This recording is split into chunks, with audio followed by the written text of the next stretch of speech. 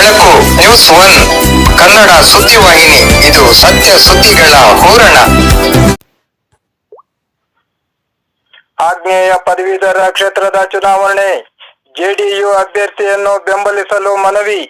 ಆಗ್ನೇಯ ಪದವೀಧರರ ಕ್ಷೇತ್ರದ 2026ರ ಚುನಾವಣೆಯಲ್ಲಿ ಜೆಡಿಯು ಪಕ್ಷದ ವತಿಯಿಂದ ಅಧಿಕೃತ ಅಭ್ಯರ್ಥಿಯಾಗಿ ಸ್ಪರ್ಧಿಸಲಿರುವ ಡಾಕ್ಟರ್ ಕೆ ನಾಗರಾಜ್ರವರನ್ನು ಬೆಂಬಲಿಸುವಂತೆ ಸಂಯುಕ್ತ ಜನತಾದಳದ ಕರ್ನಾಟಕ ರಾಜ್ಯ ಘಟಕದ ಅಧ್ಯಕ್ಷರು ಹಾಗೂ ಮಾಜಿ ಶಾಸಕರೂ ಆದ ಮಹಿಮಾ ಜಾ ಪಟೇಲ್ ರವರು ತಿಳಿಸಿದರು.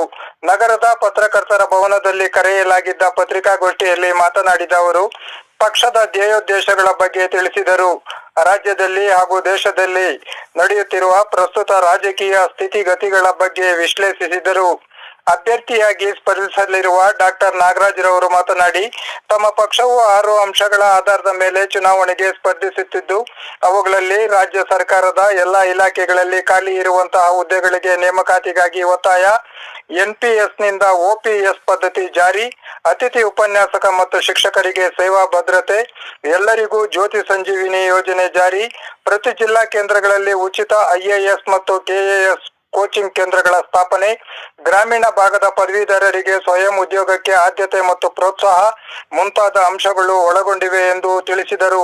ಈ ಸಂದರ್ಭದಲ್ಲಿ ಪಕ್ಷದ ವಿವಿಧ ಘಟಕಗಳ ಪದಾಧಿಕಾರಿಗಳು ಮತ್ತು ಮುಖಂಡರು ಉಪಸ್ಥಿತರಿದ್ದರು.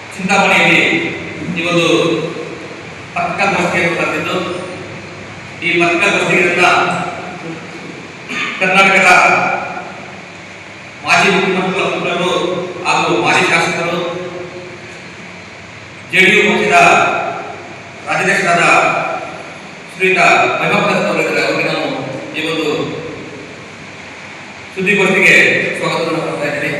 ಅದೇ ರೀತಿ ಪಕ್ಷದ ಪ್ರಧಾನ ಕಾರ್ಯದರ್ಶಿಗಳು ಆಗಿರ್ತಕ್ಕಂಥ ಚಂದ್ರಶೇಖರ್ ದೂರ್ ಅವರು ಸಹ ಇದ್ದಾರೆ.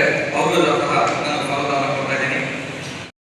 ಯಾರಾದರೂ ಏನಾದರೂ ಸಲಹೆಗಳನ್ನು ಕೊಟ್ಟರೆ ತಗೊಳ್ಳೋಂಥ ಒಂದು ಬುದ್ಧಿ ಇದೆ, ಒಂದು ಓಪನ್ ಹಾರ್ಟ್ ಇದೆ, ಓಪನ್ ಮೈಂಡ್ ಇದೆ, ಯಾರದ ಹೃದಯ, ಯಾರದ ಮನಸ್ಸಿದೆ. ಯಾರಾದರೂ ಏನಾದರೂ ಸಲಹೆ ಕೊಟ್ಟರೆ ಯಾವುದಪ್ಪ ಜನಕ್ಕೆ ಒಳ್ಳೆಯದಾಗದ ಅಂತ ಮಾಡೋಣ. ಆದರೆ ಈಗಿರುವಂಥ ಬಹಳಷ್ಟು ಜನ ಶಾಸಕರುಗಳಿಗೆ ಮತ್ತು ಮಂತ್ರಿಗಳಿಗೆ, ಮುಖ್ಯಮಂತ್ರಿಗಳಿಗೆ, ಪ್ರಧಾನಮಂತ್ರಿಗಳಿಗೆ ಆ ಥರದ ತೆರೆದ ಹೃದಯ, ತೆರೆದ ಮನಸ್ಸು ಇಲ್ಲಂಥ ಪರಿಸ್ಥಿತಿ ಒಳಗಡೆ ನಾವು ಒಬ್ಬನ ಒಳ್ಳೆಯವ್ರನ್ನ ಆರಿಸಬೇಕಾದಂಥದ್ದು ನಮ್ಮೆಲ್ಲರ ಜವಾಬ್ದಾರಿಯಿಂದ. ಇದು ಕರ್ತವ್ಯ ಅನ್ನೋದಕ್ಕಿಂತ ಇದು ಜವಾಬ್ದಾರಿ.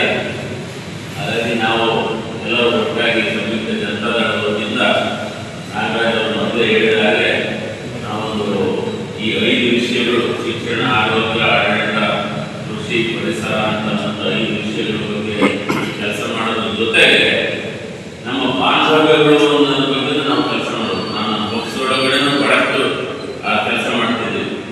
ನಮ್ಮ ಬಾಂಧವ್ಯಗಳು ಸರಿ ಇದ್ರೆ, ನಮ್ಮ ಪಕ್ಷದೊಳಗಡೆ ನಮ್ಮ ಸಂಬಂಧಗಳು ಚೆನ್ನಾಗಿದ್ರೆ ಮಾತ್ರ ಪಕ್ಷ ಬೆಳೆಯೋದು ಸಾಧ್ಯ.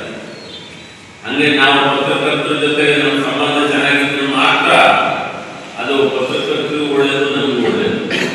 ನಾವು ಅಧಿಕಾರಿಗಳ ಜೊತೆಗೆ ನಮ್ಮ ಸಂಬಂಧ ಚೆನ್ನಾಗಿದ್ರೆ ಮಾತ್ರ ರಾಜಕಾರಣಿಗಳಿಗೂ ಅಧಿಕಾರಿಗಳಿಗೂ ಒಂದು ಒಳ್ಳೆ ಅಲೈನ್ಮೆಂಟ್ ಅಂತ ಕೆಲಸಗಳು ಸರಿಗಾಗುತ್ತೆ. ಜಯೇಶ್ ಪಟೇಲರು, ರಾಮಕೃಷ್ಣ ಹೆಗಡೆ ಅವರು, ನಜೀರ್ ಸಾಹೇಬರು, ಜಾಲಪ್ಪ ಅವರು, ಇಲ್ಲಿ ಈ ಭಾಗದ ಕೃಷ್ಣಾರೆಡ್ಡಿ ಅವರು,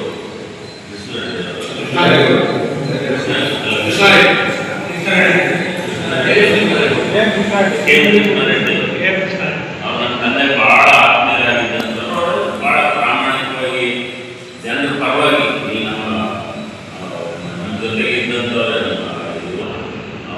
ನಿಮ್ಮ ಸಹಕಾರವನ್ನು ಕೇಳ್ತೀವಿ. ನಾಗರಾಜು ಒಂದು ಸಾಂಕೇತಿಕವಾಗಿ ಒಂದು ಬದಲಾವಣೆಯ ಸಂಕೇತ, ಯುವಕ, ವಿದ್ಯಾವಂತ. ಇವ್ರ ಮನೆಯವರು ಇಬ್ಬರು ಡಾಕ್ಟರ್ಗಳು, ಆ ಜನಕ್ಕೆ ಸೇವೆ ಮಾಡಬೇಕು ಅನ್ನೋ ಒಂದು ಚಿಂತನೆಯಲ್ಲಿರೋದು.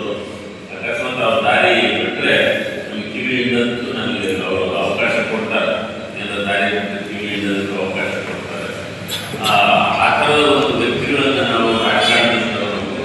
ನಾನಾದರೂ ಕೂಡ ನಾನು ಒಂದ್ಸಲ MLA ಆಗಿ ಅದಾದಮೇಲೆ ಸರಳವಾದಂಥ ಚುನಾವಣೆಗಳು ಇರಬೇಕು ಅನ್ನೋಂಥ ಒಂದು ಧ್ಯೇಯ ಇಟ್ಕೊಂಡು ನಾನು ಹೊರಟಿರೋದ್ರಿಂದ ನನ್ನ ಉಪಮುಖ್ಯಮಂತ್ರಿ, ಮುಖ್ಯಮಂತ್ರಿ, ಮಂತ್ರಿಗಳು ಯಾರಿಗೆ ಫೋನ್ ಮಾಡಿದ್ರು ಕೂಡ ಬಹಳ ಗೌರವದಿಂದ ಮಾತಾಡ್ತಾರೆ. ಜಯೇಶ್ ಪಟೇಲ್ ಮಗ ಒಂದು, ಆಮೇಲೆ ಜೊತೆಗೆ ನನ್ನದೇ ಆದ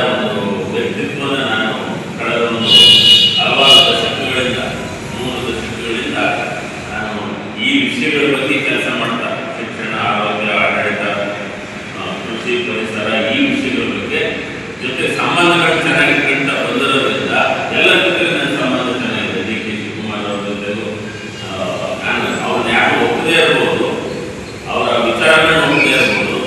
ದೇವೇಗೌಡರ ಜೊತೆ ಡಿ ಕೆ ಶಿವಕುಮಾರ್, ಸಿದ್ದರಾಮಯ್ಯನವರು, ಈಗ ರಾಜ್ಯದಲ್ಲಿರುವಂಥ ಎಲ್ಲ ನಾಯಕರುಗಳ ಜೊತೆಗೂ ಕೂಡ ಯಡಿಯೂರಪ್ಪನವ್ರ ಜೊತೆಗೂ ನಮ್ದೆಲ್ಲ ಇದೆ.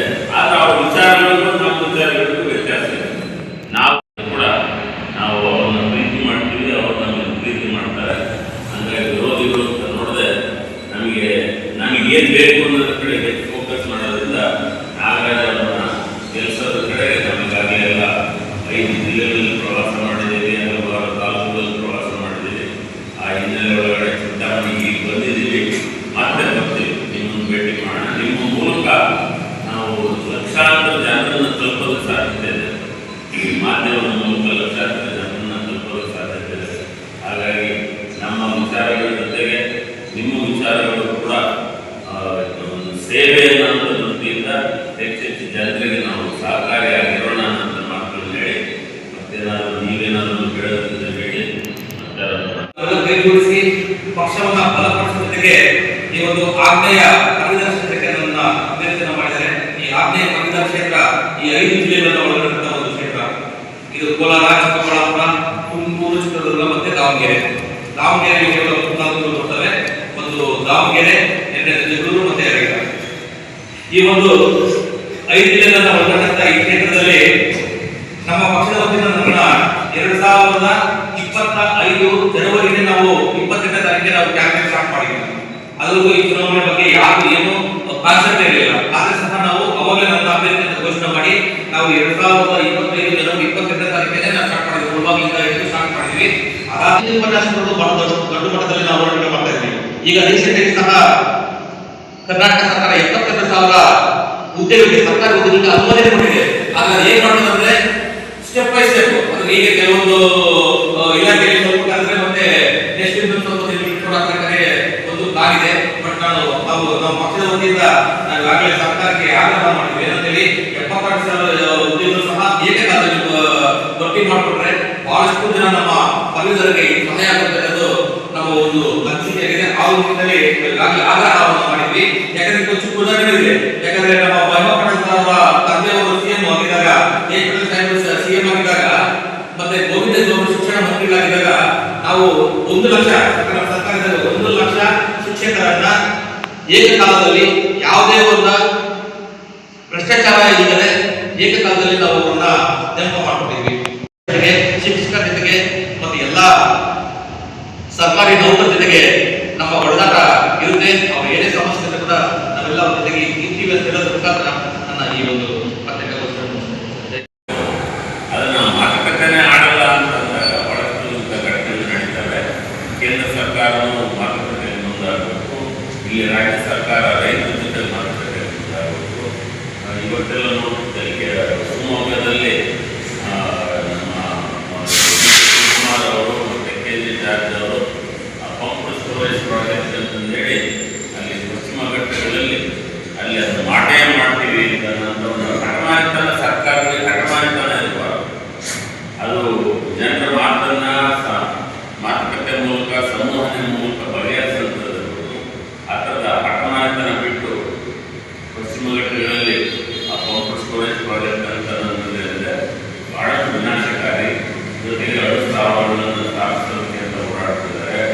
ಈ ಡೇಟಾ ಸೆಂಟರ್, AI ಡೇಟಾ ಸೆಂಟರ್ಗಳನ್ನ ಮಾಡೋದಕ್ಕೆ ಅಂತ ಹೇಳಿ ಸಾವಿರಾರು ಎಕರೆ ಜಮೀನು ತಗೊಳ್ಳೋದು, ಈ ಥರದ್ದೇನಿದೆ. ಇದು ಸರ್ಕಾರಗಳಿಗೆ ಸರಿಯಾದ ಮಾರ್ಗದರ್ಶನ ಸಿಗ್ತಾ ಇಲ್ಲ ಅಂತ ಅನ್ಸುತ್ತೆ. ಅದಕ್ಕೆ ನಮ್ಮ ಪತ್ರಕರ್ತ ಮಿತ್ರರು ಮಾರ್ಗದರ್ಶನ ಕೊಡಬೇಕು, ವಿಜ್ಞಾನಿಗಳು ಮಾರ್ಗದರ್ಶನ ಕೊಡಬೇಕು, ಸಾಹಿತ್ಯಗಳು ಮಾರ್ಗದರ್ಶನ ಕೊಡಬೇಕು. ಅದಕ್ಕೆ ಈ ಕಡೆಗೆ ಒಂದು ಒಳ್ಳೆ ಕರ್ನಾಟಕ ರಾಜ್ಯದಾದ್ಯಂತ ಒಳ್ಳೆ ಚಿಂತಕರದೇ ಒಂದು